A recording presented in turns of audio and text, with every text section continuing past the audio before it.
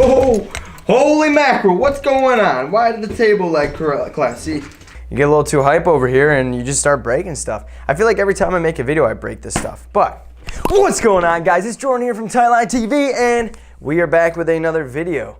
Always up to some kind of shenanigans. I haven't posted a video in a little bit, guys.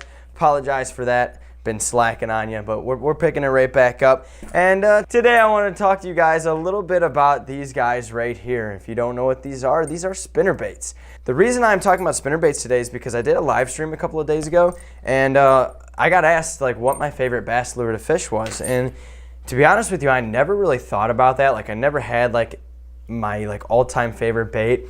And after like thinking about it, I came to the conclusion that it's probably this guy right here. Spinnerbaits are, if you don't know, they are just a school of fish imitation, like minnows. And they are super, I guess versatile is the right word, but it's a very versatile bait. You can almost customize them to your liking. They can pretty much be fished year round. You know, there's definitely strengths and weaknesses for fishing a spinnerbait, but for the most part, really good in the spring, really good in the dead of summer when you're pond hopping, and even better in the fall. So really, really good all-around bait. And the reason that they're really like my favorite is because like they just have a different feel than any other bait. Like when you guys are fishing and you get whacked on a spinnerbait, to me it's just like one of the like probably the most fun feelings when it comes to fishing. So I'm going to show you guys a couple of hacks and a couple of ways you guys can kind of customize these and fit them to yourself, and something that just might better your game when it comes to fishing spinnerbaits. I'm going to start off with skirts. There's two types of skirts I'm going to say when it comes to spinnerbaits. You have these guys right here. If you can't see the difference, this one right here is what we call a traditional skirt. It's a little bit shorter. It comes right after the hook, and then you have this guy right here, which is a long skirt, or you can call it a trailer skirt. So starting with the traditional spinnerbait, this is just a spinnerbait straight out of the box that you can use. It's going to work. You have your skirt pretty much lined up. Some people will trim them up to make them even more even or more shorter. I don't really mess with them. They work as is. They work good. But yeah, so that's your traditional spinnerbait, and there's really not much to it. If you guys just want to go fishing to the pond, you want to throw a spinnerbait, go ahead, pick one of these up. You're good to go. Going into the long skirt, why is this one longer? What is the purpose of this? The purpose of this skirt is to fish a trailer hook.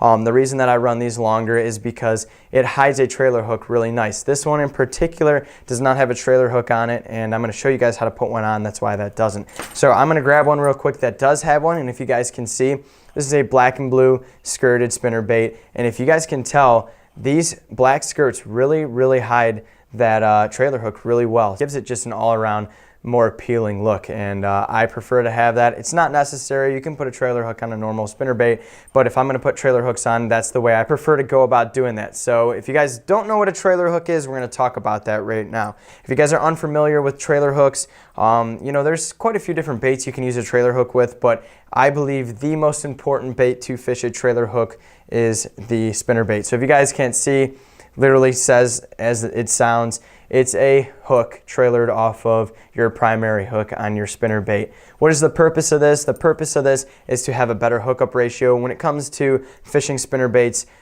you know, bass tend to come up short on these baits. They tend to not get that whole thing in their mouth. Your hookup ratio, just because of the way the bait is shaped and how it's fished and stuff like that, tends to be, you know, a little bit shorter than most. So yeah, you basically just have another hook on your primary hook.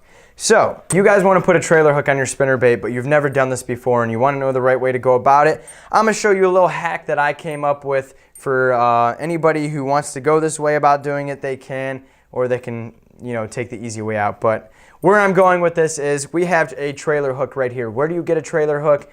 Is this a normal hook? No, it is not. This is a trailer hook.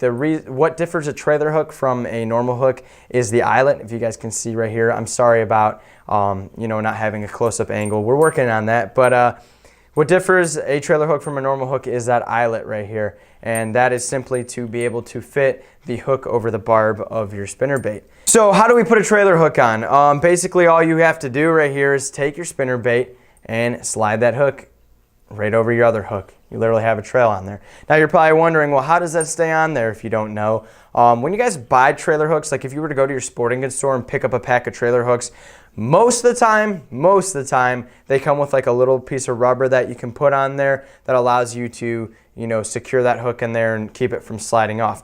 But if you guys don't, if you're like me, I actually buy trailer hooks online in bulk, and I've bought them before where they didn't come with the rubber thing, and I got to the pond and I was kind of screwed, honestly, to be honest with you. I was like, well, how do I get my trailer hook on there? Because I am very, very anal about fishing a trailer hook in situations.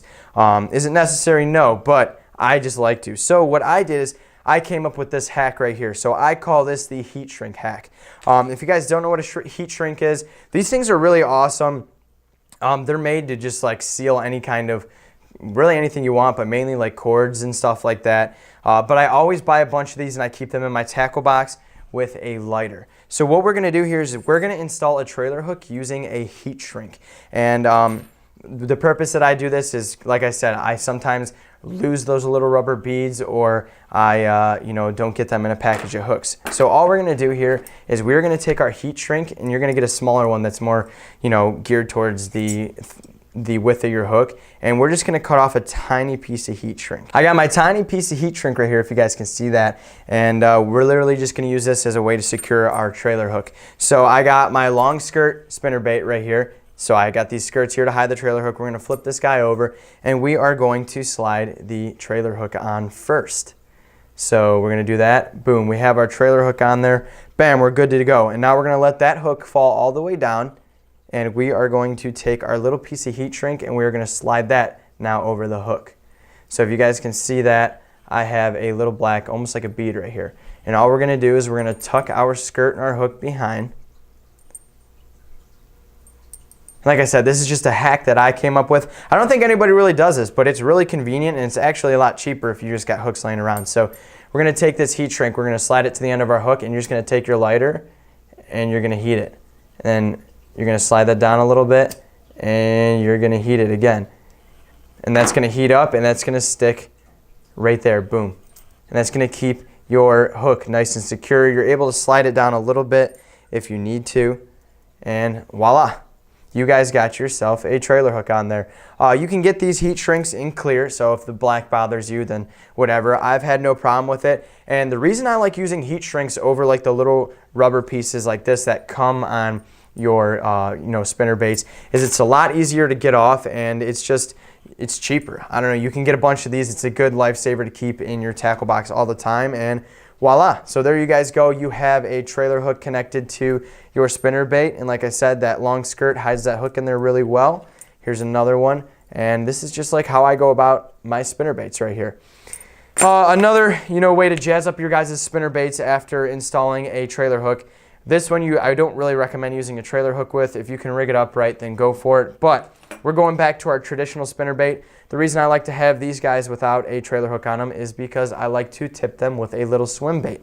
Take a little Kitech or something and literally just throw this guy on there, and it really jazzes up the bait a little bit, makes the appeal a little more enticing, and really good way to get a bigger bite or just jazz up your bait a little bit. So there you go. You got a swim tail on here, you got a trailer hook on here, and yeah guys, other than that, if there's anything I missed, let me know in the comment section below. That's about it. So I hope you guys enjoy the videos. If you are new here, smash that subscribe button. Hey, if you guys won some of my giveaways, I sent your stuff out over the weekend. So Elise, you got that new fishing reel coming. Hunter, you got that gift card coming. Actually, it should be in your email because I sent you an e-gift card. And then we got the giveaway coming up for the tackle giveaway. I'm letting that roll, giving a lot of people a good opportunity for that. And yeah, thank you guys so much for the support so far. We're gonna, we're so close to being able to fish. I'm so excited. I know I say that in all my videos, that it's finally warming up, but hey, it is warming up. We're entering spring, and a lot of you guys have been asking me about pond hopping videos and stuff like that. Guys, the content is gonna be crazy, so smash that subscribe button. We're gonna be fishing almost every single day. We're gonna flow the content out like crazy, and we're gonna spend a lot of time filming them. So if you guys like high quality fishing videos, just do yourself a favor, hit that subscribe button. Other than that, join the movement. We are Tightline TV. As a group, you guys are my subscribers. You're part of this with me. Can't wait to interact with you guys in the future. And yeah, I'm just hyped to be back and not sick anymore. So thank you guys so much for watching Tightline TV. We'll catch you in the next video.